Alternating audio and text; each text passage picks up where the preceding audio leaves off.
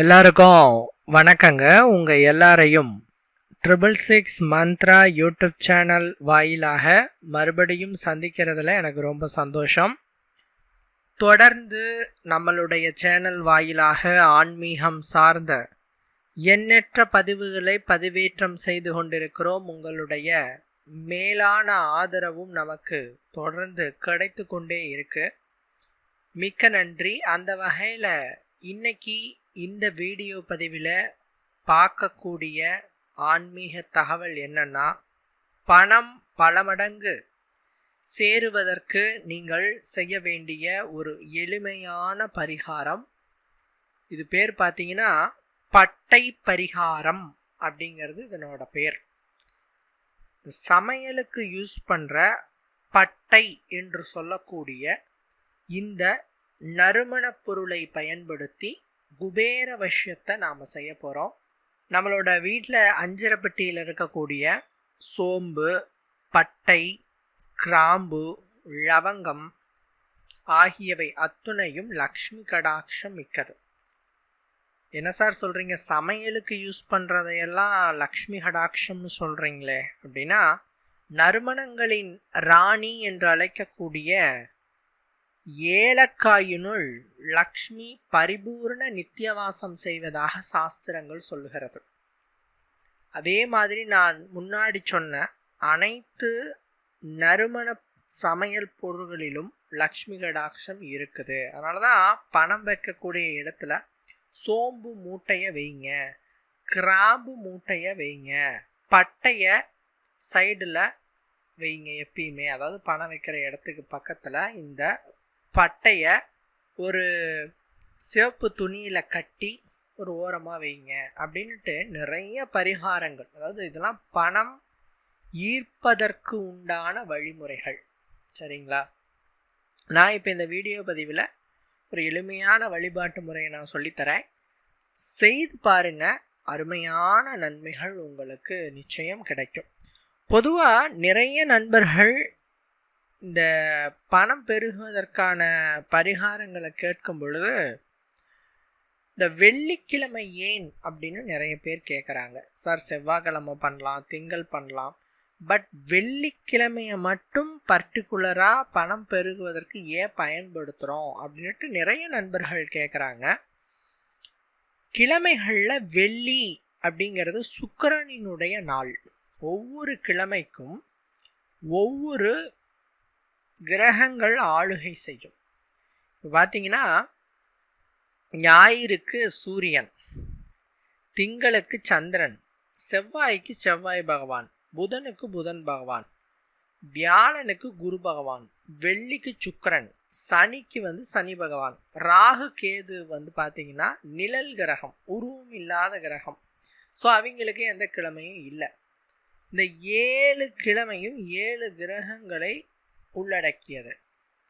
இதில் பார்த்தீங்க அப்படின்னு சொன்னால், சுகபோகங்களின் அதிபதியாகவும் கலஸ்திரக்காரனாகவும் மற்றும் ஆடம்பரத்தை அருள்பவராகவும் விளங்குபவர் யாருன்னா சுக்கிரன்.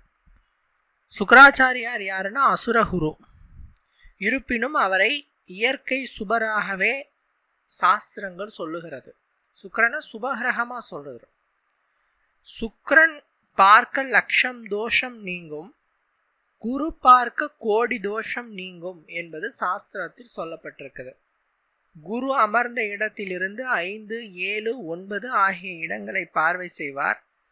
அவர் பார்வை செய்யும் இடங்களில் ஒருவேளை ஏதாவது தோஷம் இருந்தால் குரு பார்த்துட்டாருன்னா அந்த தோஷம் நிவர்த்தி ஆகும். இப்போ உதாரணத்துக்கு சொல்கிறேனே, இப்போ உங்கள் ஜாதகத்தில் செவ்வாய் தோஷம் இருக்குன்னு வச்சுக்குவோம். 2, 4, 7, 8, 12 ஆகிய இடங்களில் இருந்ததுன்னா அதுக்கு பேர் செவ்வாய் தோஷம் அப்படின்னு சொல்கிறோம். இதற்கு நிறைய விதிவிலக்குகள் இருக்குது. பட் இப்படி இருந்து குரு அந்த செவ்வாயை பார்வை செய்கிறார், அவரோட 5, 7, 9 ஆகிய பார்வைகளை பார்வை செய்கிறார் அப்படின்னு சொன்னால் செவ்வாய் தோஷம் அந்த ஜாதகருக்கு கிடையாது அப்படின்னு நாம் எடுத்துக்கலாம். குரு எந்த கட்டத்தை பார்த்தாலும் அந்த கட்டத்தில் இருக்கக்கூடிய தோஷங்களை நீக்குவார். ஒரு அன்பர் என்கிட்ட வந்து கேட்டார், சமீபத்தில் தான் கேட்டார். அவர் கல்யாணத்தை தள்ளி போட்டுக்கிட்டே இருந்தார். என்னங்க காரணம் அப்படின்னு கேட்டேன். அவர் என்ன சொன்னாருன்னா, சார் என்னோட ஜாதகத்தில் மகரத்தில் குரு இருக்கிறார். மகரம்ங்கிறது குருவுடைய நீச வீடு. அதாவது ஒவ்வொரு கிரகமும் ஒவ்வொரு வீடுகளிலே தன்னுடைய முழு வலிமையையும் இழக்கும். செயல்படாத தன்மைக்கு பேர் தான் நீஷம்னு பேர்.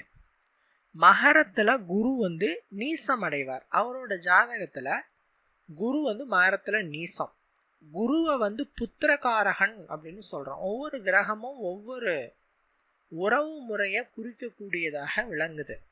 இப்போ சூரியன் வந்து அப்பா, சந்திரன் அம்மா, செவ்வாய் சகோதரர்கள், புதன் வந்து தாய் மாமன், அதே மாதிரி சுக்கிரன் மனைவி, சனி பகவான் பார்த்தீங்கன்னா ஆயுள்காரகன் அப்படின்னு சொல்கிறோம். மூதாதையர்களை குறிக்கக்கூடிய கிரகமாகவும் நம்ம வந்து சனியை சொல்கிறோம். அதே மாதிரி வெளிவட்டார ஃப்ரெண்ட்ஷிப்ஸ் இதெல்லாம் சொல்கிற கிரகமாக சனி வராரு.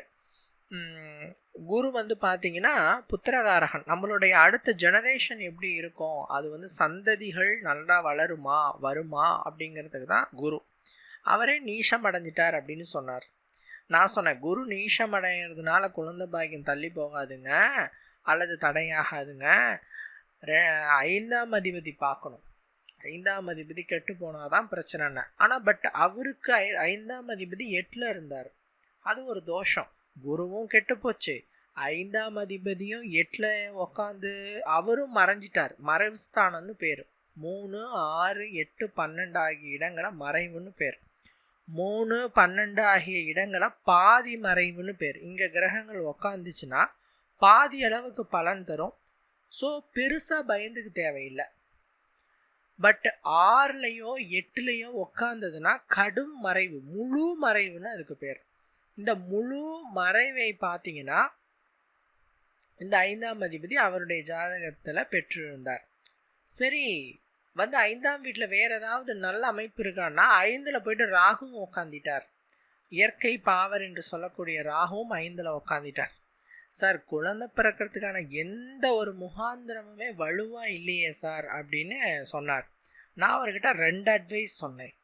ஒரு அட்வைஸ் என்ன அப்படின்னு பார்த்தீங்கன்னா, அவரோட ஜாதகத்தில் மகரத்தில் குரு இருந்தாலும் கூட அவர் வந்து 9ல் இருந்தார்.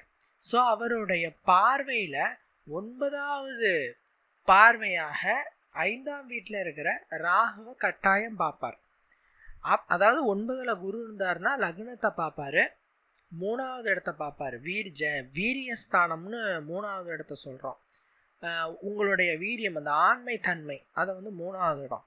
5ஆம் இடம் வந்து குழந்தை பேர், இதை பார்க்குறார். ஸோ அவரே மறைஞ்சாலும், குருவை பொறுத்த வரைக்கும் சுத்தமாக மறைஞ்சிட்டார் அப்படின்னு சொன்னாலும் கூட அவர் உட்கார்ந்த இடத்திலிருந்து அவருடைய பார்வைக்கு என்னைக்குமே வலிமை உண்டு. சரிங்களா? அவர் வந்து உடனே என்ன சொன்னார்னா, சார் வந்து எனக்கு வந்து குழந்தை பிறக்குமாங்கிறதுக்கு இத்தனை ஒரு பிரச்சனைகள்லாம் இருக்குது அப்படின்னு சொன்னார். நான் சொன்னேன், கட்டாயமாக உங்களுக்கு குழந்தை செல்லம் உண்டுங்க. மற்ற கிரகங்கள் இப்படி இருக்குன்னு பயந்துக்க வேண்டாம். சரிங்களா? குரு நீசமே அடைஞ்சாலும் அவருடைய ஒரு பார்வை எங்க பற்றுச்சு, உங்களுடைய 5ஆம் வீட்டில் பற்றுச்சு. அங்கே இருக்கிற ராகுவும் தோஷத்தை ஏற்படுத்த மாட்டார். அப்படியே ஏற்படுத்தினாலும் ரொம்ப அதீத தோஷத்தை ஏற்படுத்த மாட்டார். மேபி கல்யாணமாகி 1 வருஷமோ 2 வருஷமோ குழந்தை இல்லாமல் இருக்கலாம். மேபி தான் இருக்கலாம். பட் அதுக்கப்புறம் குழந்தை உண்டு அப்படின்னு ஃபர்ஸ்ட் அட்வைஸு. ஸோ குரு பார்த்துட்டார், உங்களுக்கு கட்டாயம் குழந்தை உண்டாகும்னு. 2வது அட்வைஸ் என்ன கொடுத்தேன்னா, எந்த ஜாதகத்தையும் நீங்கள் ஆய்வு செஞ்சு பாருங்கள். எப்பேற்பட்ட கொம்பராக இருந்தாலும் சரி, நான் சேலஞ்சு கூட பண்ணுறேன், உனக்கு இந்நாளில் கல்யாணம் ஆகுன்னு சொல்லவே முடியாது. உனக்கு இந்நாளில் குழந்தை பிறக்குன்னு சொல்லவே முடியாது.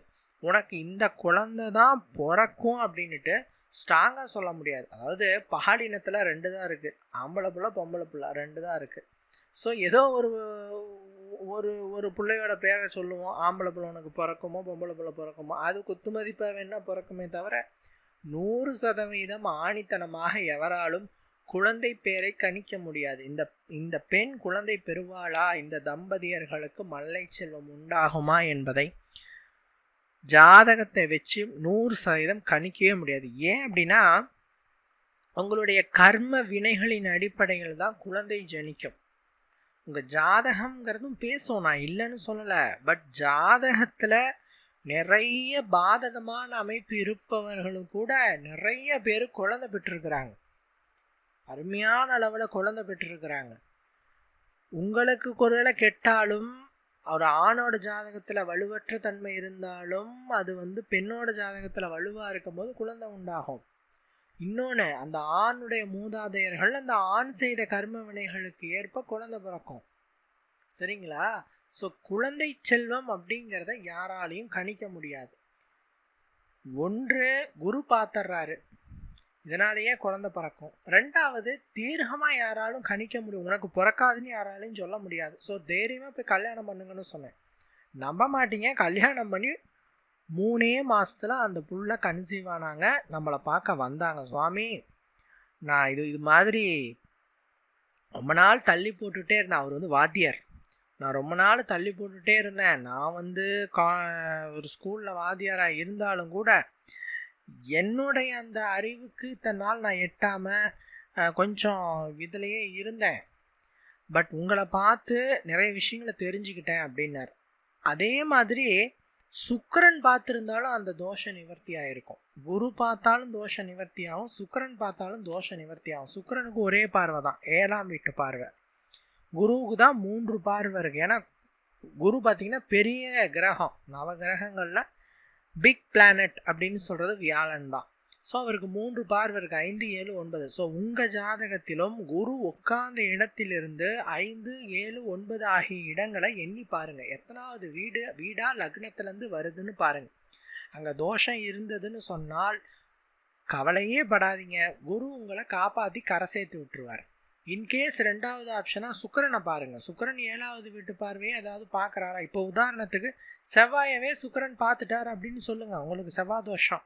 ஒரு 7ல் செவ்வாய் இருக்குது, உங்களுக்கு பார்த்தீங்கன்னா லக்னத்திலே சுக்கிரன் உட்காந்துக்கிட்டு இருக்கிறார் அப்படின்னா ஸ்ட்ரெயிட்டாக 7ஆம் வீட்டு பார்வையை செவ்வாயை பார்ப்பார்.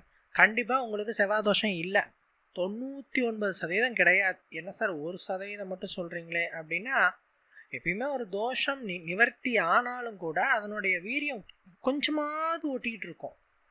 அதனால் சும்மா அது ஒரு செயலற்ற தன்மை தான். பட் இருந்தாலும் சொல்கிறது, லக்னத்தில் சுக்கிரன் இருப்பவர்களுக்கு ஒருவேளை 7ல் செவ்வாய் இருந்ததுன்னா பயமே படாதீங்க. ஐயோ செவ்வாய் தோஷம்னு புலம்பிட்டுலாம் இருக்காதீங்க. செவ்வாய் தோஷம்லாம் கிடையாது. 7ஆம் வீட்டு பார்வையை சுக்கிரன் பார்த்துட்டார். என்ன சொல்லப்போனால் செவ்வாய் உச்சத்திலேயே இருந்தாலும் கூட செவ்வாய் பார்த்தீங்கன்னா வலுவான அமைப்பில் இருந்தாலும் கூட, ஆட்சி வீட்டிலேயே இருந்தாலும் கூட அவருக்கு எந்த விதமான ஒரு பிரச்சனை சுக்கிரனையோ குருவோ பார்த்துட்டாருன்னா நீங்கள் கவலையே படுத்தாலும் தோஷம் நீங்கிடும். ஸோ இதை நான் ஏன் சொல்கிறேன்னா, சுக்கிரன் மற்றும் குரு என்ற கிரகம் ஜாதகத்திலே முக்கிய பங்கினை வகிப்பவர்கள். இன்னும் சொல்லணும்னா, இந்த பணம், காசு, நகை, நட்டு இதெல்லாம் சேர்க்கறது எந்த அளவுக்கு கஷ்டமோ அதை நாம் அனுபவிக்கிறதுக்கான பிராப்தம் கிடைக்கணும். பல நண்பர்கள் ஓடி ஓடி சம்பாதிப்பாங்க, விழுந்து சம்பாதிப்பாங்க, நகைகளை சம்பாதிப்பாங்க, வீடுகள் வாங்குவாங்க, நிலம் வாங்குவாங்க, க்ஷேமமாக இருப்பாங்க. கடைசி காலத்தில் எதையுமே அனுபவிக்க முடியாமல் உக்காந்துருவாங்க. நான் எடுத்துக்காட்டாக சொல்லுவேன், சக்கரை நோயாளிகளை சொல்லுவேன். சக்கரை நோயாளி இருப்பாங்க, கண்ணுக்கு முன்னாடி ஸ்வீட் நிறையா இருக்கும், பட் ஸ்வீட் சாப்பிட முடியாது அவங்களால. இதுக்கு பேர் தான் பார்த்தீங்கன்னா பிராப்தமற்ற தன்மை அப்படின்ட்டு இதுக்கு பேர். கொடுத்து வைக்கலன்னு சொல்லுவோம். இந்த கொடுத்து வைக்கக்கூடிய நிலை உங்களுக்கு பிராப்தத்தை அருளக்கூடியவர், அதை அனுபவிக்கும் பிராப்தத்தை அருளக்கூடியவர். அப்போ ஒரு கார் இருக்கு, உங்க வீட்டில் 4 கார் நிற்கிது. காருக்கு ஓனர் நீங்கள் தான், உங்களுக்கு கார் ஓட்ட தெரியாது, நீங்களே டிரைவர் வச்சு தான் ஓட்டுவீங்க.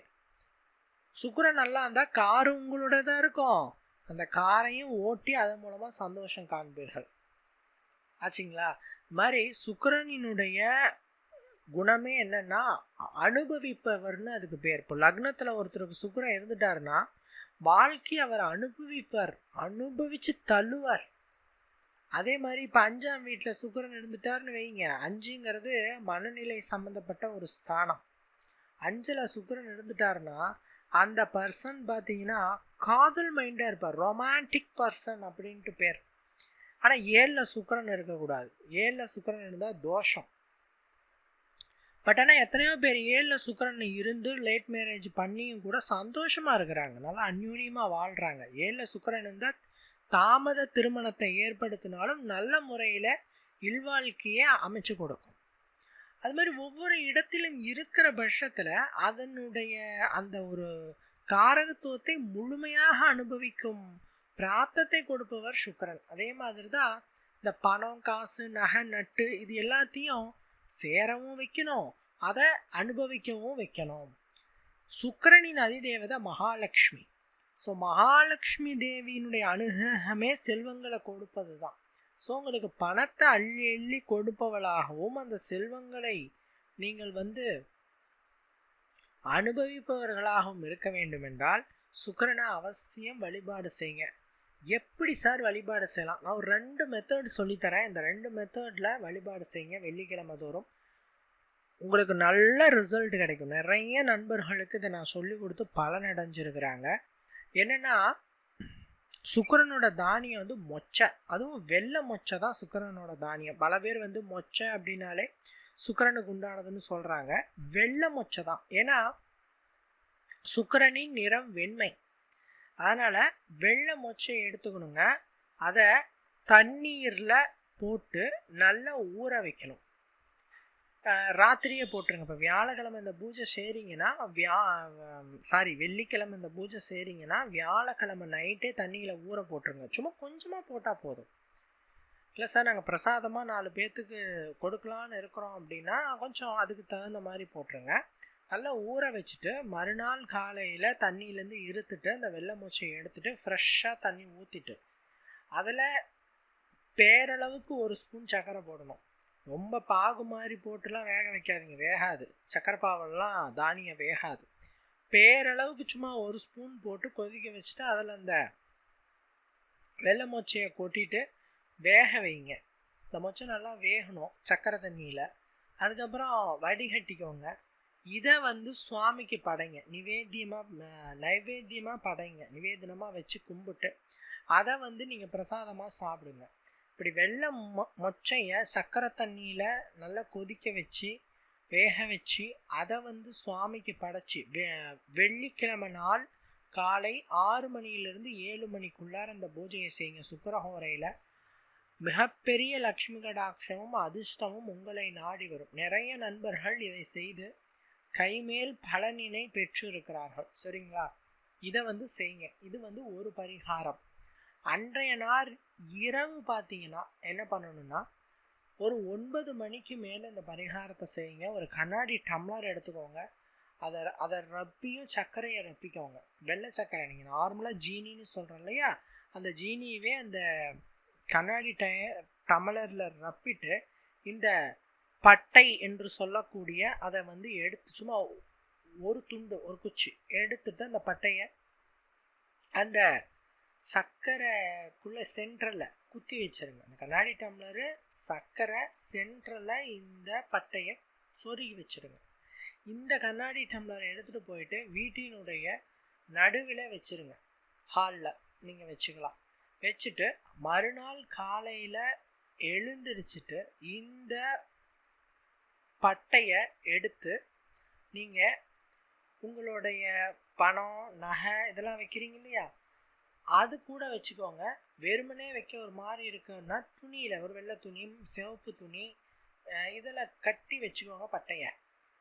சர்க்கரை என்ன பண்ணுறீங்க அப்படின்னா உங்கள் வீட்டுக்கு அருகில் இருக்கிற பூச்செடிகள் அல்லது மரத்துக்கு அடியில் தூவி விட்டுடுங்க. இதை சிறு சிறு உயிரினங்கள் எடுத்து செல்லும். இது காலையில், அதாவது இதை நீங்கள் செய்யும்போது சனிக்கிழமை காலையிலையும் இருக்கும். வெள்ளிக்கிழமை வச்சுட்டு சனிக்கிழமை காலையில் எழுந்திரிச்சு குளிச்சு முடிச்சுட்டு நேரமாக செஞ்சுட்டு நீங்கள் சனிக்கிழமை காலையில் 6 to 7க்குள்ளே சனி ஹோரையில் செஞ்சு முடிச்சிடுங்க. வெள்ளிக்கிழமை 6 to 7 சுக்கிர ஹோரையில் செஞ்சுட்டு அடுத்த நாள் சனிக்கிழமை 6 to 7 சனி ஹோரையில் இந்த சர்க்கரையை தூவி விட்டுடுங்க. சனிக்கிழமை சனி ஹோரையில் தானம் செய்கிறீங்க அப்படின்னு சொன்னால் சனி பார்வை நீங்கும், சனி தோஷம் விலகும், சனியின் அருள்கடாட்சம் கிடைக்கும். எப்படி சார் அன்னதானம் செஞ்ச மாதிரி சொல்கிறீங்க, சாப்பாடு போட்ட மாதிரி சொல்கிறீங்கன்னா, இந்த சர்க்கரையை நீங்கள் தூவி விடுறச்ச அந்த சர்க்கரையை வந்து சிறு சிறு உயிரினங்கள் எறும்புகள்லாம் எடுத்து சென்று பசியார். இதுவே போதும், பல பேருக்கு அன்னமளித்த புண்ணியம் கிடைக்கும், சனீஸ்வர பகவானின் அருளும் உங்களுக்கு பரிபூரணமாக கிடைக்கும். அதனால் அவசியம் மறவாமல் நான் மேற் சொன்ன பரிகாரத்தை செய்யுங்க, கட்டாயம் நல்பலன்களை அனுபவிங்க. சரிங்களா? இந்த வீடியோ பதிவு உங்களுக்கு பயன் தரக்கூடிய வகையில் இருந்திருக்குன்னு நான் நம்புகிறேன். மற்றும் ஒரு ஆன்மீக தகவல் வீடியோவில் உங்களை வந்து நான் சந்திக்கிறேன். நன்றி, வணக்கம்.